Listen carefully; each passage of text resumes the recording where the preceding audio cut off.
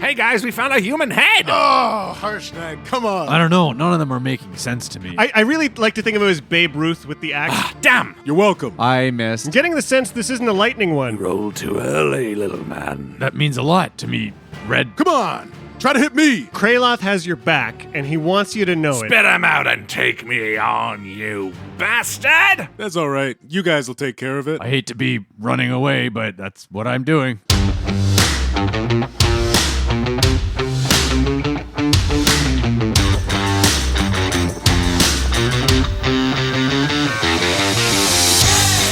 Welcome back to Dice Shame, episode 96, Bitten by the Same Bug. MVP this week goes to Lewis, who just left us a lovely review on Podchaser. Lewis is on episode 37 right now, but he's very excited to catch up. When you hear this, buddy, thank you. Thanks, Lewis. If you want to hear your name at the top of the show, you can leave your own review on your podcast client of choice, or come hang out with us on Discord, Twitter, or Facebook. Pretty much in that order. It's where all the cool kids are. Hey friends, you know what? Get vaccinated. Look, we've collectively suffered enough and we're ready to get back out there. If you're on the fence about getting vaccinated, educate yourself and then get vaccinated. Life's too short and you don't need yours to be any shorter. It's the smart play. Yeah, you dummy. You ready to do this? Yeah, let's do it. Yeah.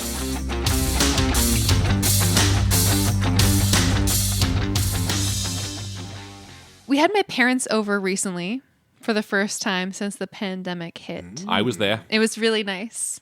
I loved every second of it. We loved every second of it. The royal we. But you know, parents. No, we loved every second. At least my parents, you know, they got their quirks, their little idiosyncrasies. Oh. I love you, Mom and Dad, if you guys are listening. They're not. Episode 96. Listening to wow. They listen to Malevolent, though, as you should, listener. They're absolutely not listeners of Dice Shame or any D&D product, really. Imagine if my parents were secretly like Critical Role fans That'd or be something. cool.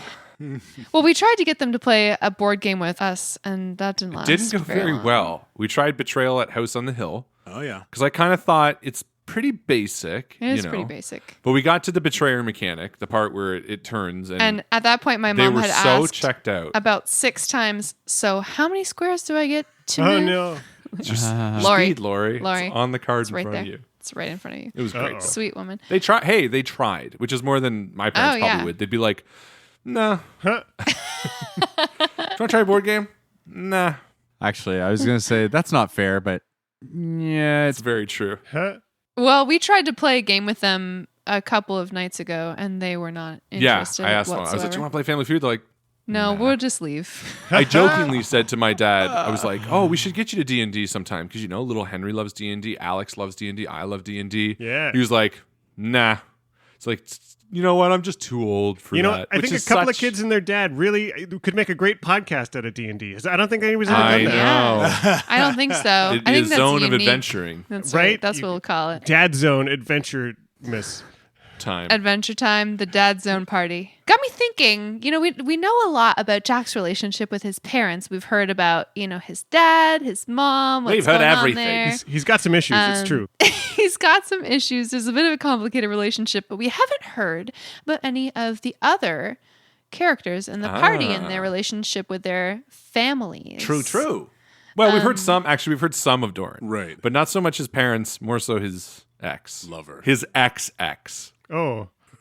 That's As in right. She's dead. As in she died. She's his late ex. his ex-ex. Well, we know Red's father because Red's father is also Jack's father. Secret half-brothers. Now, wouldn't that be a twist for the ages? Oh, it explains so much. Oh my It god. kind of would, though. It would suddenly... That's your everything would click. It'd be like, oh. And then we could do the whole Kevin Costner Robin Hood thing where I can turn and be like, what is your issue? Because father loved you more than me. Good old Christian Slater. Can't wait for the like body swap episode. That's Oh, yeah. Yeah, I'm writing that one right Freaky now. Friday? Episode Yeah. 100. Oh no. Kraloth doesn't know his family, I guess. Or doesn't remember them? Maybe you do. Kraloth has never really talked about his family all that much. Nobody's ever asked.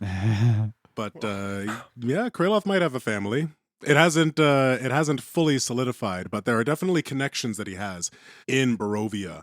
He has mentioned his brother, Yes. but we don't know if that's like a combat brother, you know, where you're like That's brothers in right. arms, or if that's your actual brother.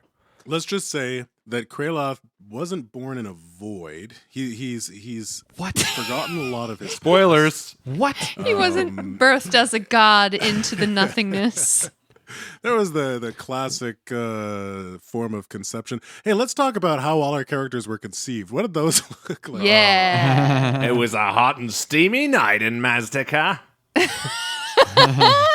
I could see Red's like birth story, you know, in a film where it starts off in a litter and the camera slowly pans over all of these little fuzzy creatures and he's like, I was born one of 50. And the camera, I don't know, for some reason I feel like Red's theatrics would work well to a weird David Fincher film. I feel like you Just could one- start that way. You got this little basket of kittens, and you're supposed to think it's Red, and then Red scoops the basket up and says, "Can I keep them all?" It's good. Yeah. I also love the idea of Red sitting in a booth and recording a narration and not getting distracted. What is this? Well, my favorite part from episode 91, I think it was, is where Red learned how to take care of an Umber Hulk, and we do a smash cut to being in Waterdeep Right, and him yeah. talking to a homeless person and just There being you like, "Oh, it's gonna rain today," and Red being like, "That's right, I could take care of it." And I feel like a lot of his birth would be like that. I like the acrostic poem. That too. The acrostic poem was pretty good. Oh, that's got to be on a T-shirt, by the way. I made a note for that, or a sticker. Umber You. acrostic poem sticker. Doran, what about your family? I'm actually trying to. He's got this brother and his read- real, relationship with him. They butt heads a lot. Yeah. Butthead. Well, I mean, dwarves are not really the most nurturing. Well, dwarves come from eggs, right? So According to our lore. this is Remember? canon.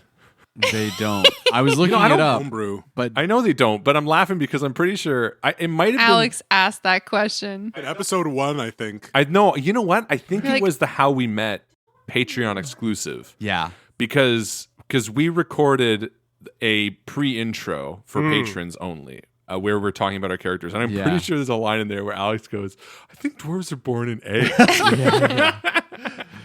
Well, I'm just I mean, they're- imagining the mom dwarf like sitting on her little clutch. I think what Nest. happened was Alex was reading the dwarf description and then turned the page and accidentally turned too many pages to the dragon board description. I don't know that I buy dwarves aren't nurturing. They're maybe not nurturing in the way we think of, but there's definitely this like push all the beds together, the dwarven style of true. organizing a room. I think there's some of that could read Very Well- nurturing in other. But did he get that from his goblin wife? Maybe the goblins are nurturing. oh, No, I think, Doran was born, and then, like, shortly after you're born, you're kind of sent to, like, a very harsh, strict sort of school that's almost like work, and then you start work. An apprenticeship.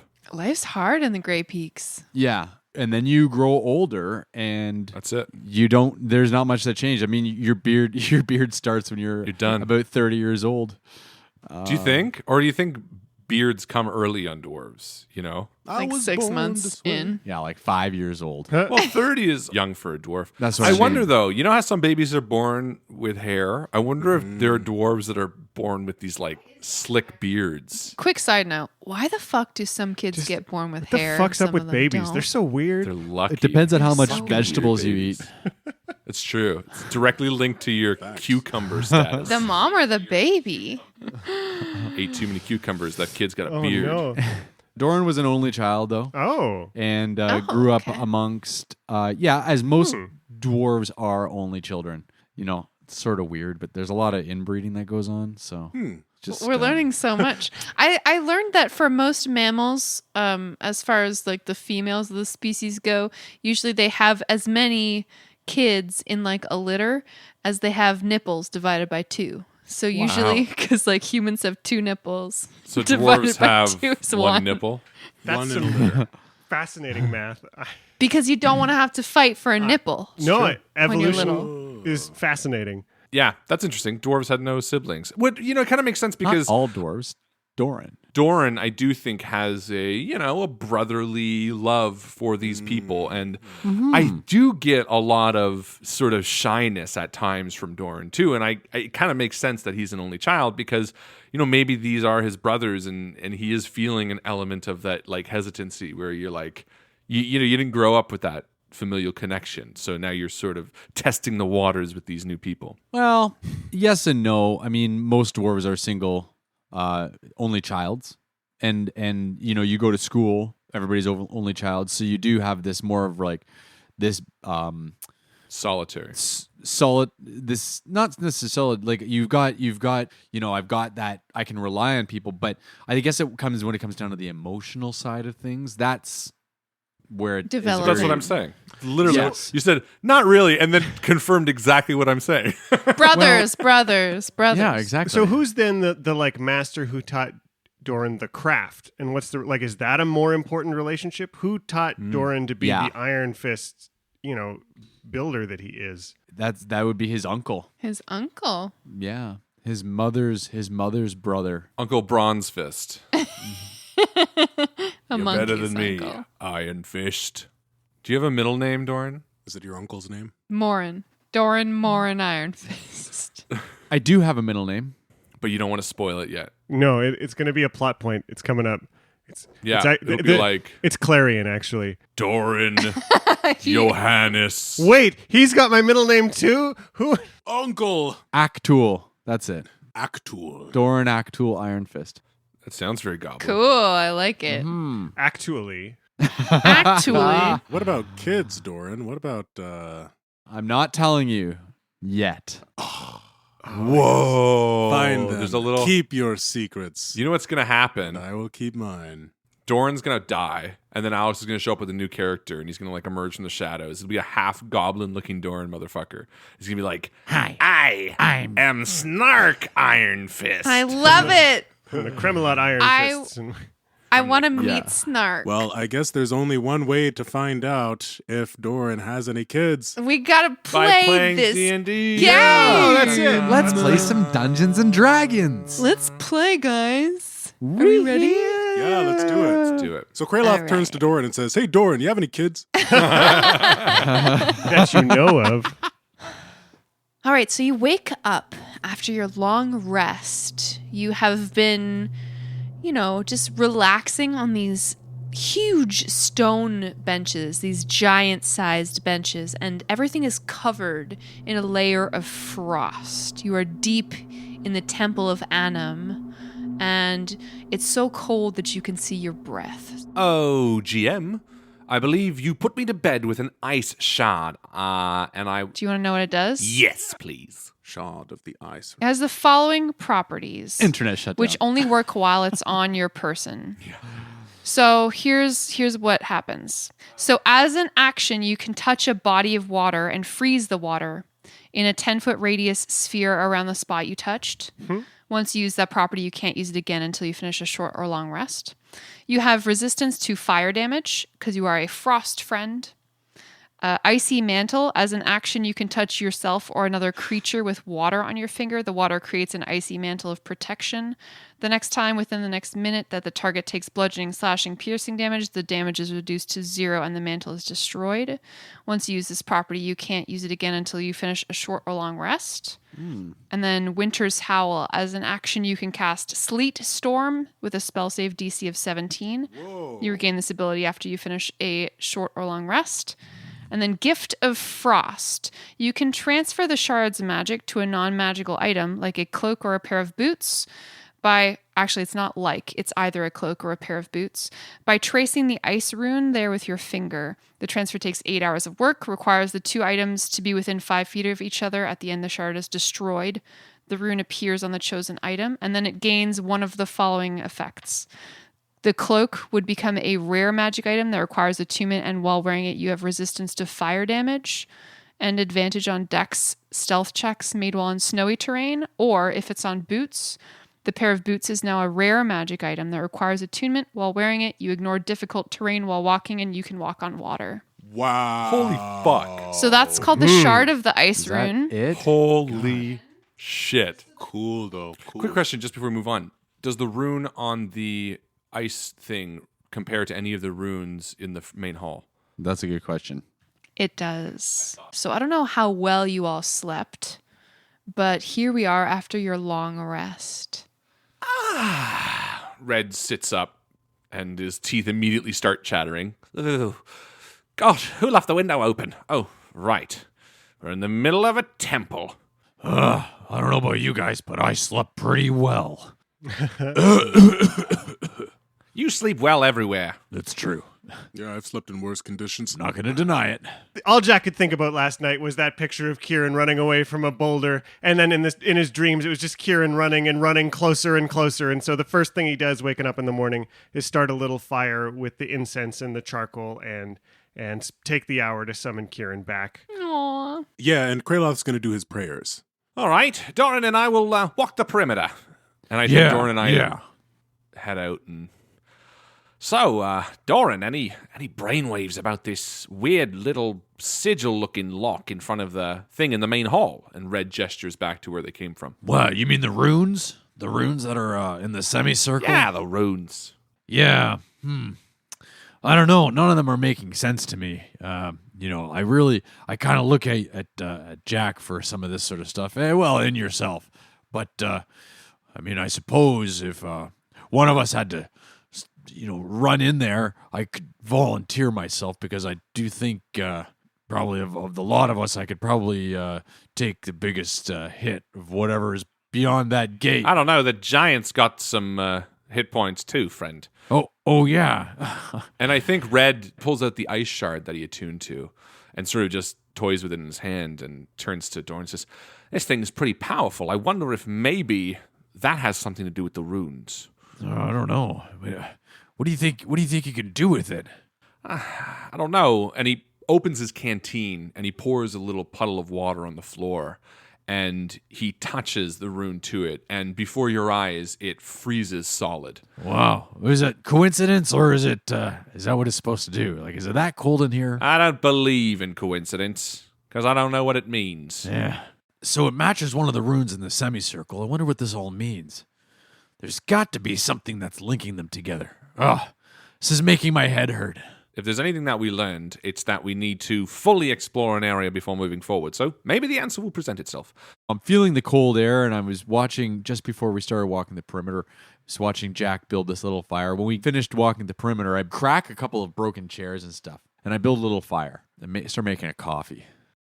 Next to Jack's fire? Yeah. So there's two discrete fires. Yeah. You can use my fire if you want, Red. You know. I feel like Jack's is a ceremonial fire. It's Yeah, got all it's the like, yeah, incense not really and the a fire. runes. It's also something funny, too, about seeing Doran stick a pot into his ceremonial fire.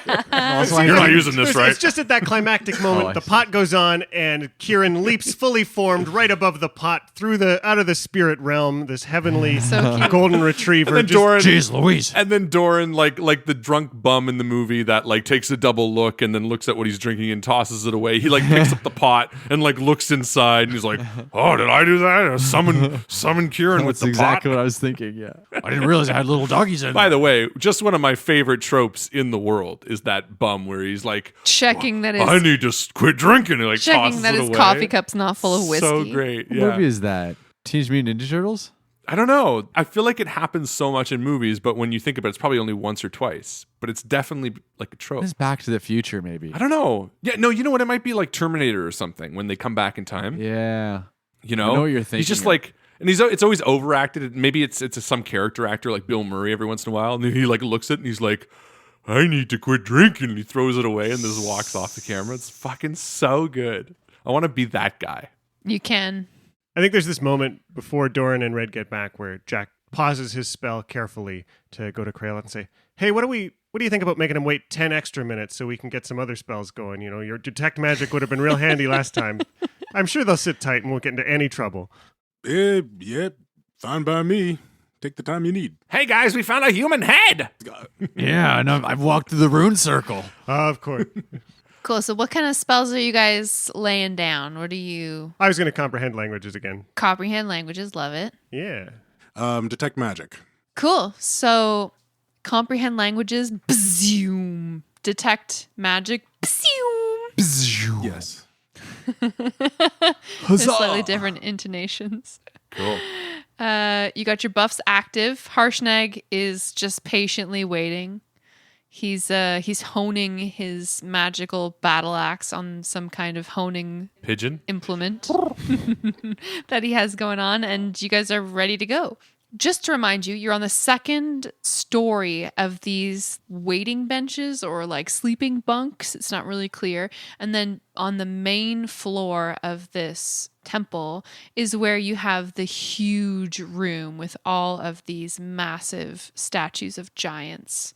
There's a portal on one side. There are a couple of hallways leading out to the west. And then there are some double doors to the south that you have not yet interacted with. I think we should probably investigate the doors to the south there before we continue to poke at these runes. There's got to be some more clues around here. I think that's a good call. Really? Let's go. You really think so? Of course. Doran, you're a seasoned warrior and adventurer. I trust you. Whoa. Well, thanks. Red died that night. Trusting Doran was the last mistake he made. So you guys want to go investigate these southern doorways? Yeah. Oh, that means a lot to me, Red, that you actually trust in my judgment sometimes. What does? What? Who? Oh. What do you mean? And Doran just continues walking south. All right. Detect magic is all set. Lead the way, Doran. You head on back through this massive chamber. Again, everything is just bathed in a dim blue light that's originating from the eastern wall. And the room is like 300 feet wide, so it's super huge. Super huge.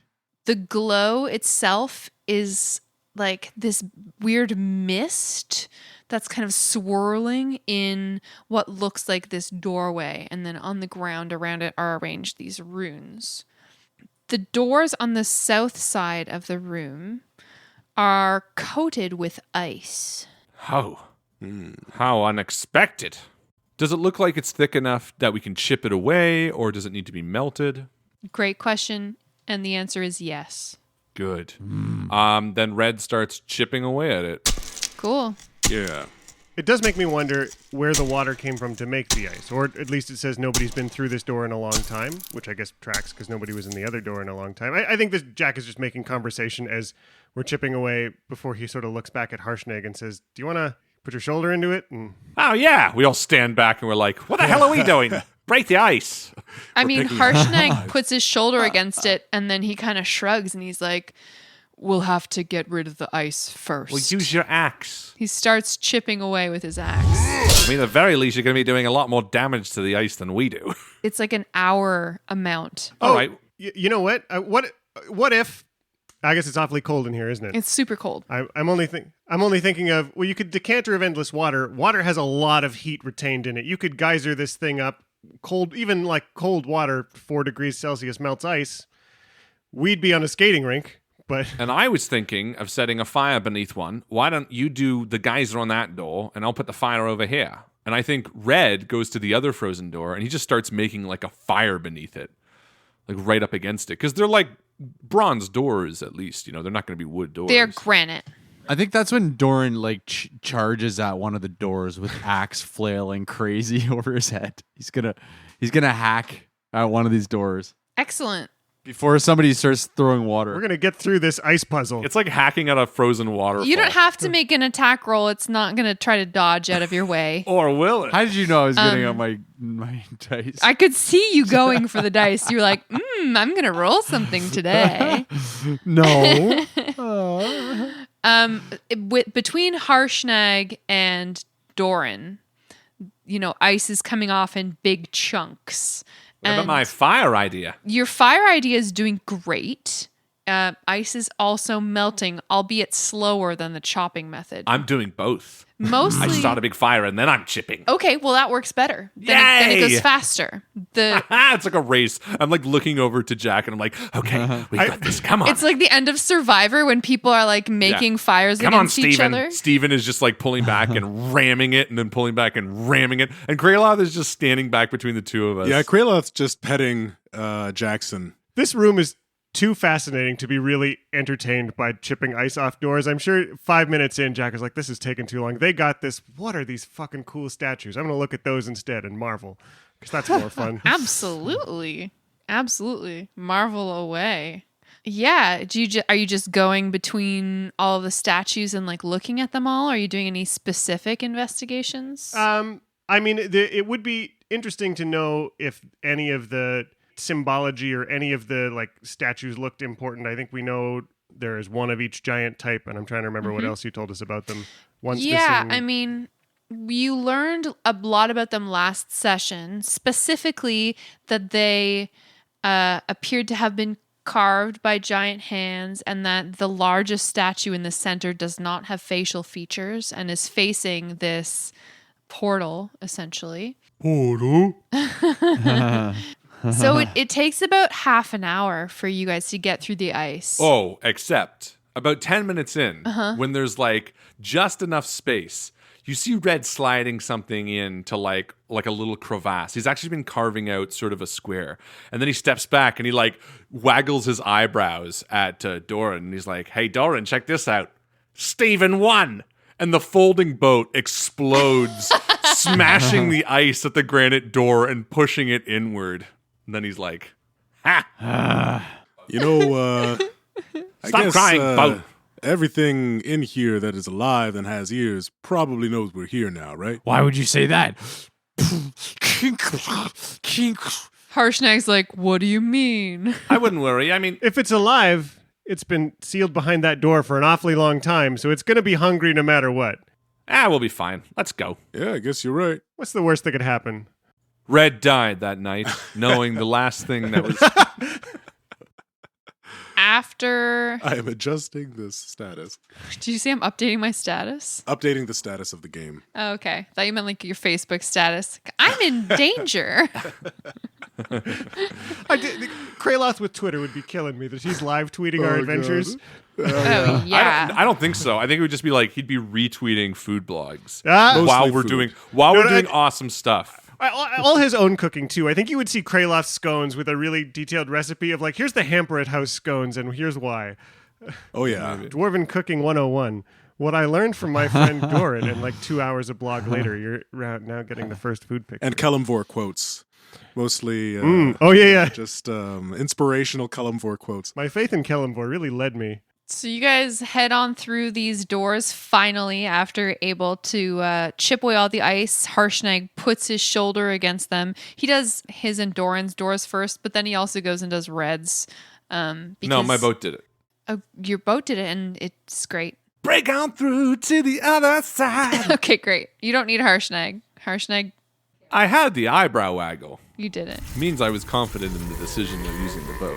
It reveals a large room. Surprisingly, right? You guys are surprised by now. These large Whoa! rooms. How big? No, It's they're about 60 feet tall. This room is 440 feet deep, or I guess long. There's a 200-foot wide alcove at the center of the east wall, and there are 6 pillars that hold the ceiling up. There's also some giant-sized stone furniture. I was going to say, but There's some giant-sized stone furniture in this room as well. Some long feasting tables with long benches, some slabs in the middle of the room that you can't really see up. The benches and the tables themselves are taller than you are. The room is brightly lit, and it's actually warm and dry in here. The source of this light and heat is a raging fire that seems to be contained within a basin in the center of the chamber. wow. Pretty cool in here. And by that I mean warm. Look, guys, a fire. I just had the strangest sense memory of Zephyros picking us up and wrapping us in a tea towel to keep warm that one day in the tower. Giant furniture always freaks me out. Yeah, Good days. it is uncanny. it really does. He's probably dead now. I remember being in that Grudhog place. Oh, that was disgusting. Yeah. It's amazing to see that. Remember being inside a stone giant? Red looks directly at Jack. Yeah, it wasn't very fun. Anyway, After you, Red. I walk in with my head held high. Great. So this is some kind of mess hall? And Kraloth follows. Yeah, I think slowly we'll be making our way towards the brazier in the center. And I'd love to do a perception. Absolutely. That would be a 22.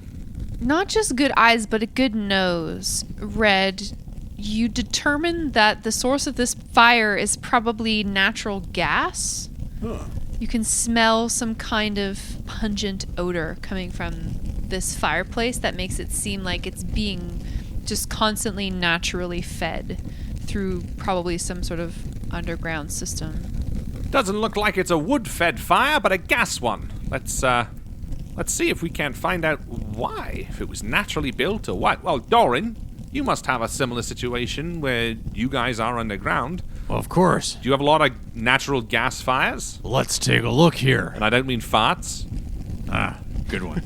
Doran walks towards the fire to inspect it, trying to figure out what this thing's burning. Doran, as you and Red approach this fire, you hear a rustling sound to the east of you that announces you are not alone. I kind of hold up a hand in a soldier sort of way to halt where we are and get down for cover. Red, around the corner of this slab of granite, you spot some movement coming from the alcove. Everybody roll for initiative. What do you see, Tabaxi? All right. Kraloth, what do you got? I got a 2. No! Oh, no. Really? He's laid Justin, back I today. feel like you're always just a step behind everyone else. Yeah. It's true. Kraloth is... Kraloth Pretty enters laid the back. room. Kraloth has your back, and he wants you to know it. Like, he's going to be right behind you every time on purpose. You guys do all the fighting. I'll do all the Other hanging stuff. around. Jack, what'd you get? 21. Doran. A 16. Not bad. Red? 20. Cool. Dirty. And Harshnag, you got a 3. Oof. All right, Jack. As we hear a thing, are we able to see anything or any movement in a direction? Any sense of knowing Great question. what's coming? So right now, the party seems to be on the western side of the northern slab. There are 2 big slabs of granite in the middle of this room.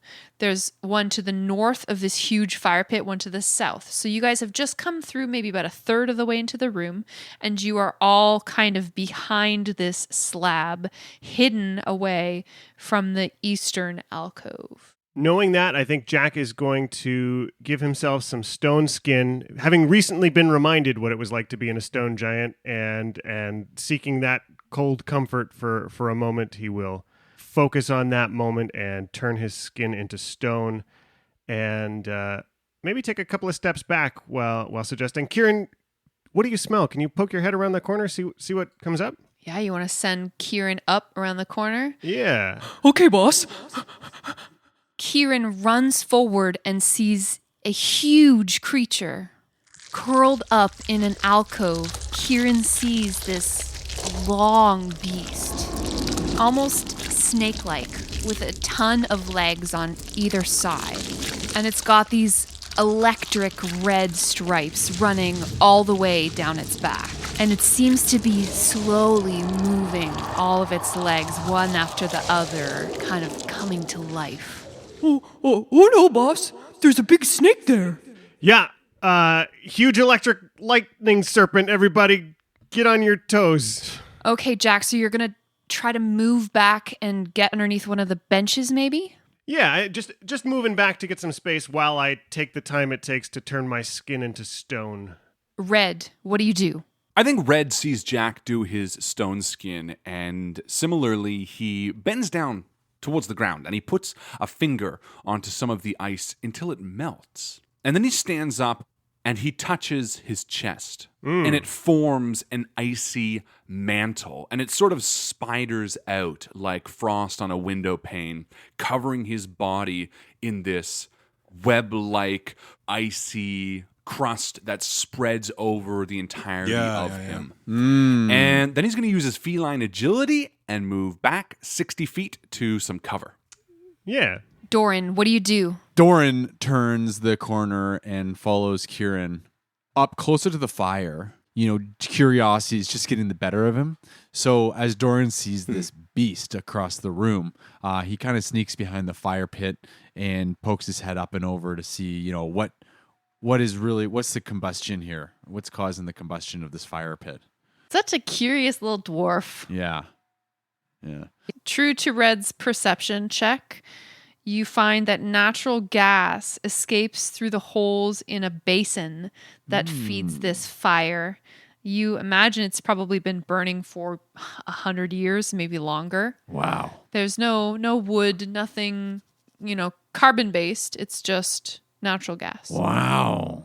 I'm gonna pull back and follow the others and let it kind of follow us. I'll probably just go back around the corner of this giant granite slab from whence I came. Excellent. So you head towards the fire, you take a peek in, satisfied your curiosity, and then you just hustle back. Yeah. And does the creature see me? Like, is it obvious that the creature does or doesn't see me? It's not like, hey dwarf, I saw you over there, Yeah. Okay. But I mean, suffice it to say, your presence has been noted in this chamber. Your presence has been noted. The monster will remember that. That's right. Yeah. So this creature moves north and out of sight. Oh, guys, I think it left. Its long body uncoiling and its legs tippy-tapping on the ground. I say tippy-tapping, but as a huge creature, it starts to like shudder the room just a tiny bit. Just the same amount as Harshnag does, basically. It's the daintiest Godzilla. The daintiest Godzilla. Just a little dainty Godzilla. She's a dancer. It's Harshnag's turn. I think Harshnag rounds the corner beside Red and pulls out his axe and just gets ready. Where did it move to? Yeah, Harshnag just looks down at you, nods, and points at the creature over all of these slabs and tables, so you know the general vicinity of where it is.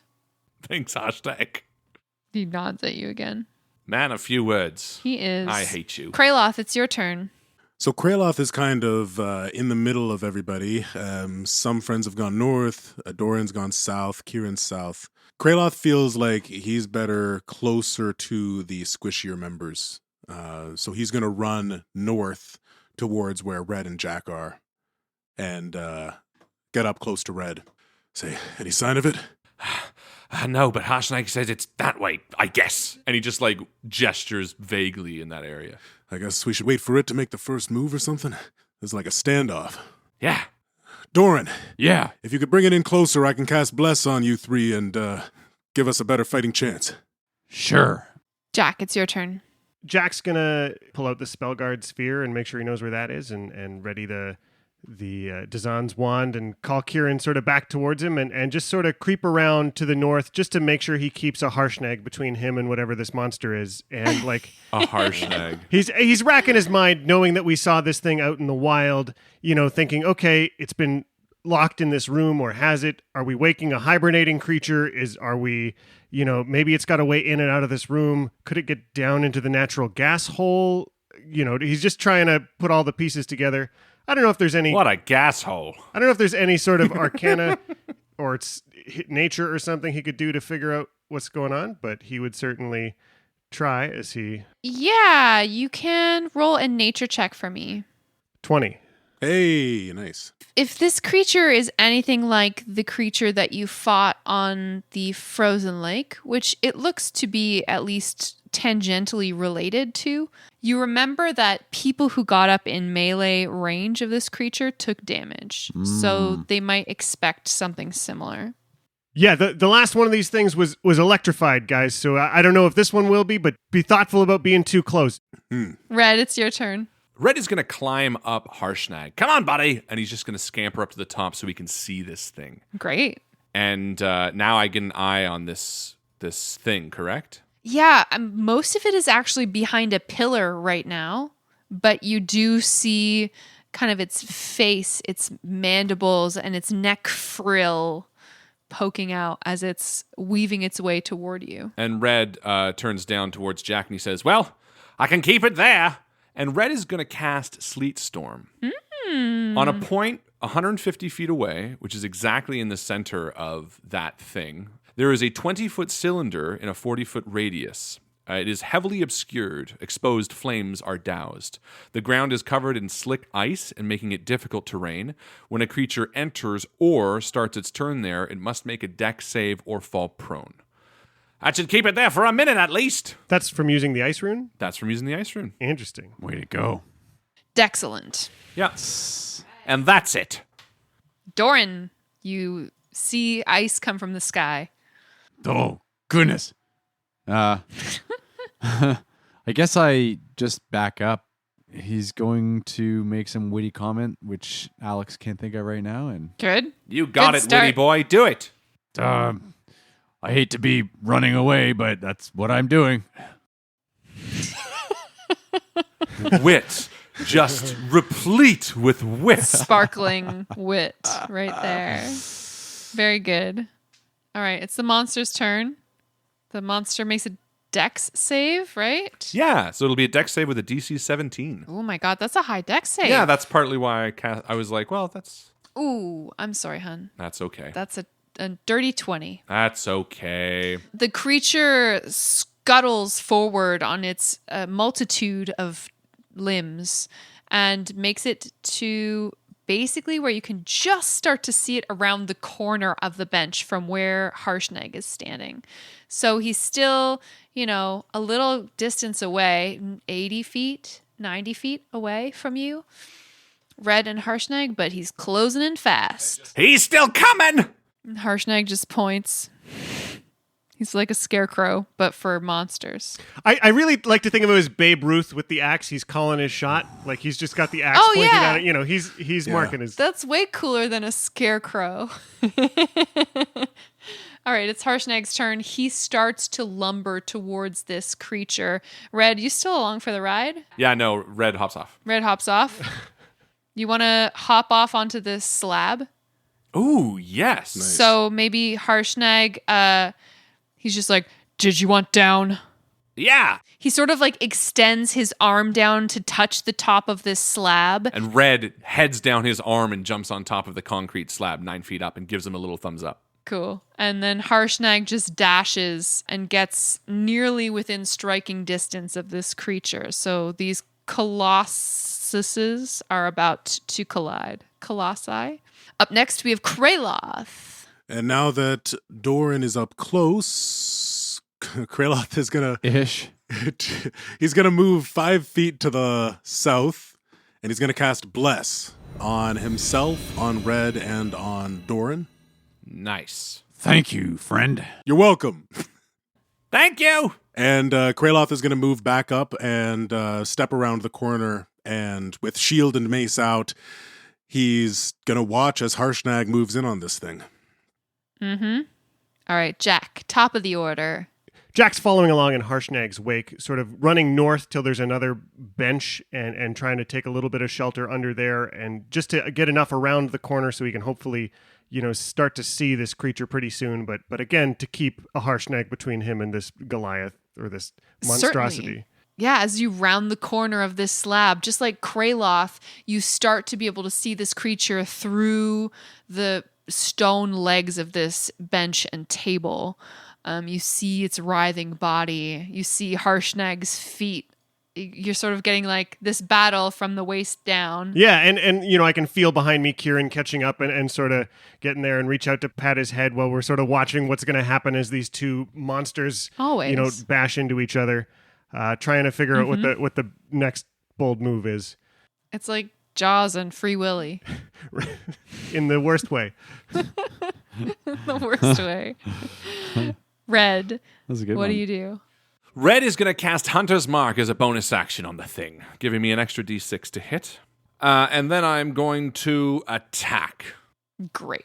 First blood. First blood, here we go. That would be a natural 1. No! That's the first natural one that this red die has given me. First of many. First of many. I hope not. I hope. Let me just make sure. I didn't roll bless on that, but that's okay because I would have failed anyway.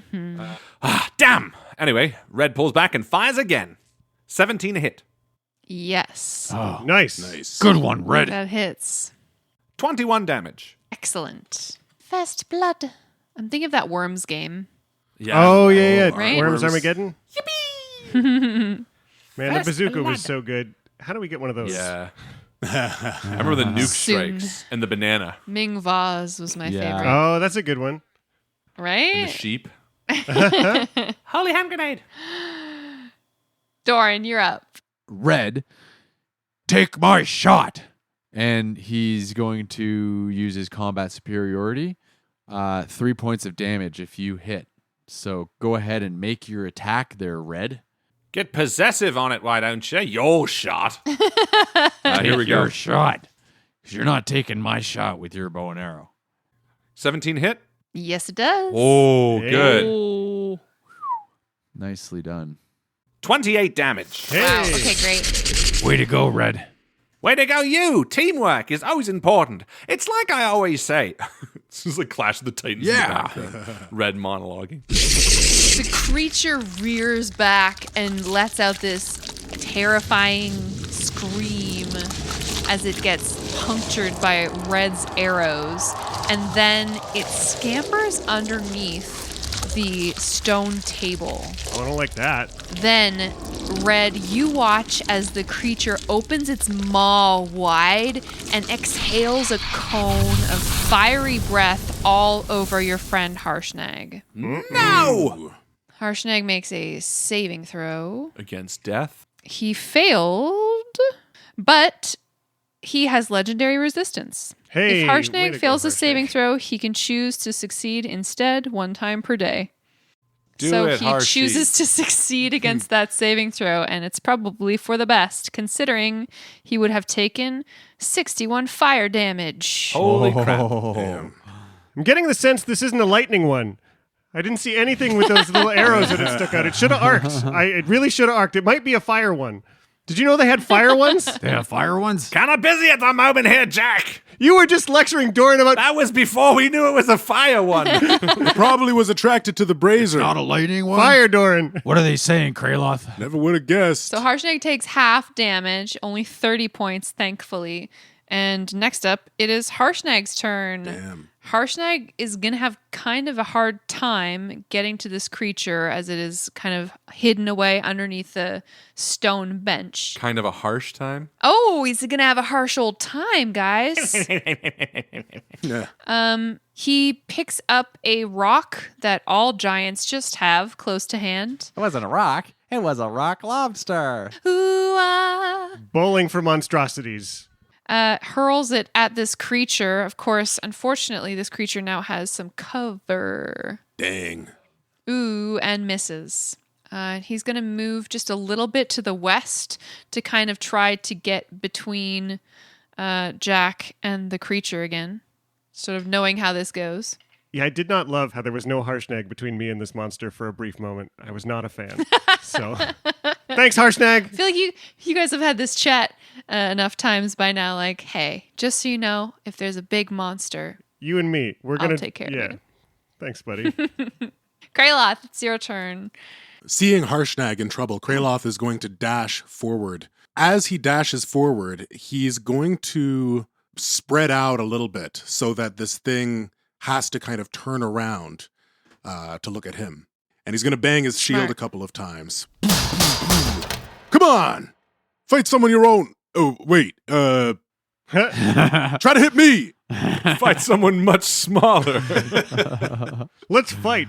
I think Kraloth his mother instinct is kicked in. And Okay, cool. also, I get the feeling the way it had that cone weapon, where spread out, it makes more sense. So it can only hit one target at a time. Jack, it's your turn. There's a paltry few feet between yourself and this monster. Chickens.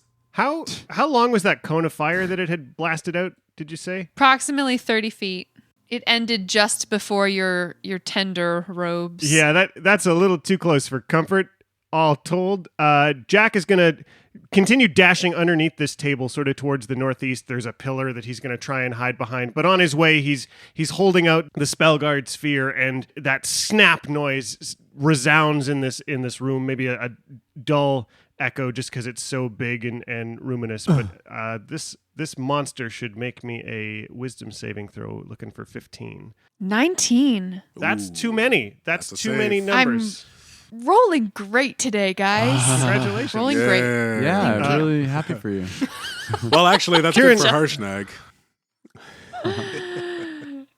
Okay, so Jack, you lance out with your Spellguard sphere as you're running behind the pillar. Maybe you're too concerned with getting yourself back there, but the spell ricochets off this stone bench. Red, it's your turn. Red pulls back another arrow and he fires with a 19 to hit. That does. Nice. Excellent. And you take no detriment from its cover, right? Because you're a sharpshooter. Bingo bango. 21 damage. Hey. And he'll fire again. 19 to hit. Mm-hmm. Arrow after arrow. Red just keeps pulling them out and firing them into its scaly chest. It's like singing between that space. 21 damage. Great job. And I say, "Bring it on, fire breath bastard!" And I make like a come at me. And I try to persuade it to attack me. Doran, what do you say? Doran's like, hey. Are you guys fighting something? I mean, Doran, what do you do? I was gonna say, why ask me what I'm saying? Doran, what do you contribute to this conversation? All right, Doran, it's your turn. Okay, Doran's moving up his full 35 feet. Hoo-wah. And at that Yeah. point, I was thinking about using goading attack, but you know what? I think I'm just gonna. Everyone's goading this fucking thing. Yeah, we're all Yeah, I trying think to I'll get use it my to All superiority sides. die. That's actually a good move, actually, because goading attack is better than any of our goading. So I'm going to attack the creature with my crossbow. Great. Okay. Oh shit! First one's a 3. That misses. No, I'm gonna use my luck because I'm using my I'm using that die, and I've already checked it off. And so I right think I then. have to. Otherwise, it's going to be using the superiority die without me actually using it. What the trigger for goading attack is when you hit a creature with a weapon attack, which you did not Yeah. do, so you couldn't have spent the superiority die without hitting. Yeah. You rolled too early, little man. So just attack again. Just attack again. I agree with Rob here. Save the luck. Roll again. Okay. Maybe you'll hit. Then I missed both times.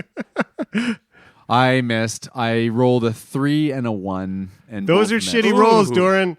Yeah. Those are bad rolls. Sounds like you For gotta shame those for dice. shame on that Shame, one. shame, shame. That's a shame. shameable die. We're- That is a very shameable die. Maybe I should shame it. Alex, No, I'm not going to Shame. shame it yet. Shame Not a yet. fool. I really like Shame these it. dice. it's not time. Toss it jar out is the like- window. The jar's hungry. We never shame dice. Okay. I'm going to shame this die Yes. here. Topaz. Oh yeah, it looks like For- one of Grandma's Werther's originals. Yeah. Yeah, but covered in numbers. Yeah, and not all sticky and slobbery because she sucks on them first. Well, it kind of is. Ew. Okay, so Ew. that's going in the dice jar, the shame jar. Onward and upward. Let's go, team. Let's go, team. Or else. It's the creature's turn. No. They don't So- get turned. Who of the 4 things that it goaded is it going to go for? Yeah, this creature is going to crawl over to Kraloth. Scuttle. Scuttle, scuttle, scuttle. And then it rears back and it just tries to pick you up in its jaws. Oh, Okay. shit. Scream! This is what it did last time. That's a 30 to hit you. Miss. Oh wait, no, that's a hit. Whoa. That's a hit. Oh, Really? yeah, good you had to check the math on that one, huh? Okay, you take 38 piercing damage Okay. Ooh, wow. Lightweights. and 12 fire damage. All right. So that's 50 damage in one hit. And you are grappled in this creature's jaws, in its pincers. I shouldn't have goaded it. Kraloth, no! That's all right. All right, You guys so will take that's- care of it. Now it's out in the open. Everyone, let's leave. It's out in the open! Take your shots! Oh, heroic. I love it. There we go. Harshnag comes charging over then, and with his great axe, he makes some magnificent chops. Yes. Excellent. How about some of those trademark Joe great rolls for now? Yeah, where are these 20s at? Do it, chicken. Or is it a poultry roll? I rolled a 4. for Come his on, first hit. Harshnag. No. And a 5. Oh, Harshnag, come on. Both of them miss, so that's a 15 into 16. Woof. So he just barely misses you. Good to with know that both of 16 those. misses. So Yeah. find your die rolls to be higher than that. Unfortunately. Kraloth, it's your turn. All right. You know what? Everyone tries to get out of this, but you should go further into his stomach. Go reverse. I'm going to pull out a new spell. Oh. By new spell, I mean old spell that I haven't Oh, okay. used. Whip out an old Yes. spell. Can I see this creature? You can. No. It is directly holding your body with its terrible teeth. Where is it? All right. I am going to cast Blight on this motherfucker. Necromantic energy washes over a creature of your choice that you can see within range, draining moisture and vitality from it. The creature must make a Constitution saving throw. Mm-hmm. And then 8d8 on a failed save. Holy fuck. 8d8. On a failed Oh, save, nice. or half as much damage on a successful one. Okay. That's 4th level. So yes, it is. Pulling out all the stops. All right, con save. Here we go. I'm hearing a fail. That's a 1, right? It's a 2. Hey! Yeah. There we are. Failed save. Blight this motherfucker. Roll all those dice. Yeah, so I'm going to roll 8d8s. And it's going to take that much necrotic damage on a failed save, which it did. And it's going to take 34 points of damage. Nicely done. Crap. Beefy. Yeah. All right, everyone. Jack. Jack tentatively moves up 10 feet closer to this thing, still holding that orb, still certain, maybe there's some residual necromantic magic around there from this blight, trying to tap into that to try and suck a little more of this creature's soul out of it. He's going to toll the dead again and just have this other necrotic thump echo out over the room. 13. That's the right number. 13. Yeah. Nice. 8 necrotic damage, Okay. and then I move back even further around the pillar. It's your turn. All right. Red pulls another arrow out, kisses the tip, and fires. No, that's a 14 to hit. And he fires again. 17. Yes, that'll do it. Hey, nice. There you are. 25 damage. Well done. And Red goads the thing again. Spit him out and take me on, you bastard! Doran, you're up. Doran enters the fight. Welcome to the battle, Doran. Okay. Doran's like, wow, you guys are doing a great job. I think I'll join in. And he runs up right next to the beast. Take your time, why don't you? And he attacks. Kill the beast. 15 hit. No. Doing nothing for that swing. No. How did I miss? Alex. This thing's so huge. Oh my God. 2 15s in a row. Ooh. Crikey. No. It just twists and shimmers out of your way. Your axe is rebounding off of its little arms. Hi-ya! I feel so inadequate. Hi-ya! I could use my action surge, but... You're saving it for a special date. Oh, what the hell? I'll use my action surge. Do it. Yeah. Damn it. Why did I use that? 13. Hold on. Now, remember this. Hold on. You still have luck, and your action surge gives you both attacks. Yeah, so I'm not going to use that. So that one misses as well as a 13. And, oh my God. Yeah, crap. I'm going to use a lucky roll there and Oh, roll. come We're on. rolling shit. Yeah. All right. Okay, here we go. A 27 to hit. Yeah. Yes. Hey, there it is. Hey. Finally. Welcome to the combat, Doran. Yeah, thank you. Thank you. It's been a long time coming. 16 points of damage. Yeah. He lands his axe head orc splitter into the side. I love the idea that a Hork Splitter is just like, hit him! Fucking hit him already! Just fucking do it. Do Just it. like getting I'm frustrated. metal. You don't have to worry Do it, about me. coward. Yeah. It's the creature's turn. This could be really bad, by the way, Justin. It could be. The 28 to hit you? That hits. All right. Okay. We can always cut you out. Don't worry. Here we go. You take 24 piercing damage and 7 fire damage. Ouch. Don't like it. 31 points of damage. Mm-hmm.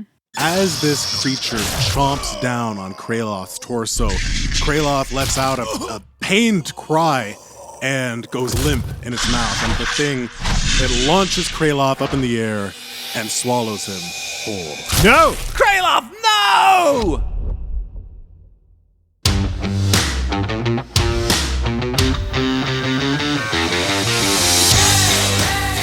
He'll be fine. He'll be fine. Right? Thank you once again to our wonderful Patreon supporters, Christopher Ryan Evans, Colin Burkhardt, Daniel, Doug, Jessica Orrit, Mari Koneski, Katie Orrit, and Merlin. See you soon, hopefully.